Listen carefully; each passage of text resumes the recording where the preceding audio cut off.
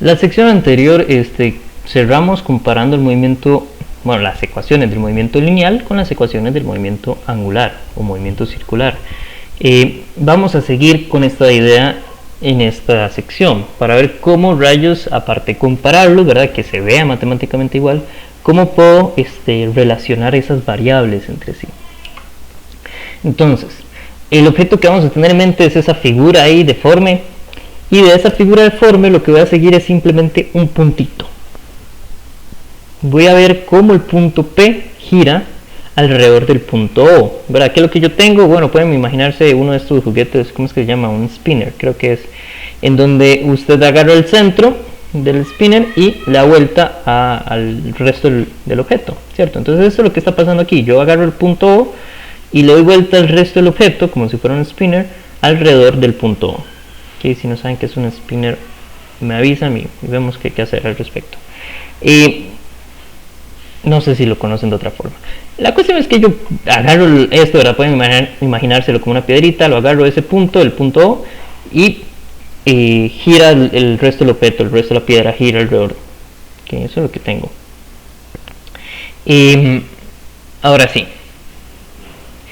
Yo tengo dos cosas diferentes. Una es omega, que es el hecho que gira cierto ángulo en un tiempo dado. Otra cosa es v. V es la velocidad que lleva el punto P. Una cosa es velocidad y otra cosa es velocidad angular. Se relacionan, sí, vean, ahí en la figura hay una fórmula que dice que V es igual a R por omega. ¿Okay? ¿Por qué? Bueno, vamos a considerar la longitud de arco, ¿verdad? Yo he girado cierto arco S, que lo calculo como R por zeta. Si yo derivo a ambos lados, aquí voy a usar la derivada porque es la forma más rápida de llegar al otro lado. Si yo derivo a ambos lados y agarro el tamaño de esa derivada, la derivada de la longitud de arco en un tiempo dado es la velocidad v común y corriente que hemos conocido, ¿verdad? Porque tengo una distancia de metros derivada con respecto al tiempo, y la derivada del ángulo con respecto al tiempo es la velocidad angular, ¿verdad? Entonces de ahí es donde sale esta relación entre la velocidad lineal v y la velocidad angular. Esa velocidad lineal se llama lineal porque apunta en línea recta hacia adelante. Omega en realidad tiene una dirección perpendicular al movimiento. No nos vamos a meter mucho en la dirección de omega, ¿okay? Lo que sí me interesa es que su rapidez, el tamaño de la velocidad angular y la velocidad lineal se relaciona con esta ecuación tan sencilla, ¿cierto?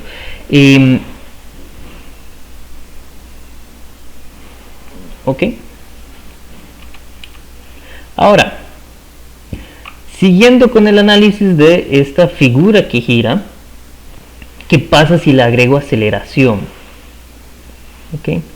Ahora, la aceleración puede ir en cualquier dirección, solo que aquí necesariamente voy a tener una componente sí o sí. Si yo doy vueltas en círculo, sí o sí tengo una componente de la aceleración que va hacia el centro del círculo. ¿Por qué? Bueno, porque al principio del curso yo les dije que si algo gira es porque la aceleración es perpendicular a la velocidad. ¿Okay?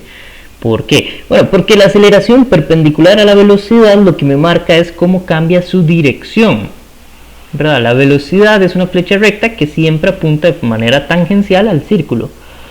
Pero entonces la recta tangente al círculo es diferente en cada punto, ¿verdad? Cada punto tiene su propia recta tangente, ¿verdad? Recordemos que tangente significa que es una recta que solo toca al círculo en un punto. Entonces cada punto tiene una tangente asociada.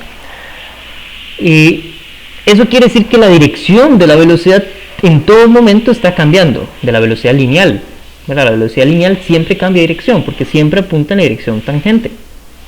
Y la dirección tangente siempre cambia. Entonces la aceleración radial me va a calcular cómo cambia esa dirección de la velocidad, pero no le cambia su tamaño. Puede ser que le cambie su tamaño a la velocidad, ¿verdad? Que la velocidad cambie de tamaño. Entonces tengo una aceleración que es paralela a la velocidad. Una componente de la aceleración va a ser paralela. Y esa es la aceleración tangencial. ¿Okay? Que está acá. La aceleración tangencial, entonces le llamo tangencial porque va en la misma dirección que la velocidad. La dirección tangencial siempre es tangente al círculo.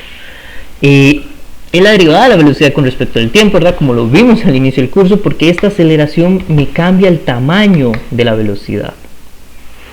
¿Ok? Pero si la velocidad es r por omega, la r puede salir de la derivada porque es una constante, eso lo verán en cálculo. Me interesa simplemente que aquí tengo la derivada de la velocidad con respecto al tiempo, o sea, la velocidad angular con respecto al tiempo. Entonces la aceleración tangencial va a ser r por alfa. O sea, aceleración tangencial se relaciona con aceleración angular. Si yo agarro la aceleración angular y la multiplico por el radio, obtengo la aceleración tangencial. Y esto va a ser importantísimo en los ejercicios. Vamos a ver que esto es lo que me va a permitir mezclar movimiento lineal con movimiento rotacional. ¿Okay? Esto es lo que me va a permitir tomar en cuenta qué hace la polea, ¿verdad? Hasta el momento, por ejemplo, en la máquina Atwood ignoramos la polea, ya no. Ya podemos saber qué hace la polea porque ya sé cómo relacionar el movimiento lineal de las pesas que suben y bajan con el movimiento angular de la polea que gira. Es esta ecuación la que me lo relaciona. ¿Okay? La aceleración tangencial es igual al radio por la aceleración angular. ¿Okay? Y por ahí apareció esta otra, la aceleración centrípeta o la aceleración radial. Son dos nombres para la misma aceleración. ¿Qué es la aceleración centrípeta radial? Bueno, es la que le estaba mencionando antes, es la que apunta hacia el centro, es la que me dice cómo cambia la dirección de la velocidad. Entonces vean que lo calculo de una forma completamente diferente. La forma de calcularlo va a ser velocidad al cuadrado sobre el radio, ¿verdad? Que es lo mismo que calcular omega al cuadrado, o sea, rapidez angular al cuadrado, por el radio. Ahí estoy haciendo esta conversión de que la velocidad v es r por omega, ¿verdad? Y cuando lo pongo en el cuadrado, una omega arriba cancela con una abajo y sobrevive. ¿Okay? Esperaría que esa sustitución no sea muy problemática. Si alguno tiene ahí algún problema con la sustitución, me avisan y la revisamos con calma. La idea básica es la siguiente: tengo dos formas de calcular la aceleración radial o centrípeta, ¿verdad? Y una sería con la velocidad lineal v al cuadrado sobre r, y la otra forma de calcularla es con la velocidad angular omega al cuadrado por r, ¿verdad? Son dos formas equivalentes de calcular lo mismo, la aceleración centrípeta. Y aceleración centrípeta lo llamo de dos maneras, lo llamo tanto aceleración centrípeta como aceleración radial. ¿Por qué radial? ¿Por qué centrípeta? Porque va en dirección del radio, ¿verdad? Apunta hacia el centro, eso es lo que significa centrípeta. Centri es de centro en latín y peta viene de petere en latín, que significa apuntar hacia o dirigirse hacia. Entonces, centrípeta es porque se dirige hacia el centro, ¿verdad? Eso es un intento de los físicos de ser claros en el idioma y de pronto nadie habla latín y entonces nadie entiende.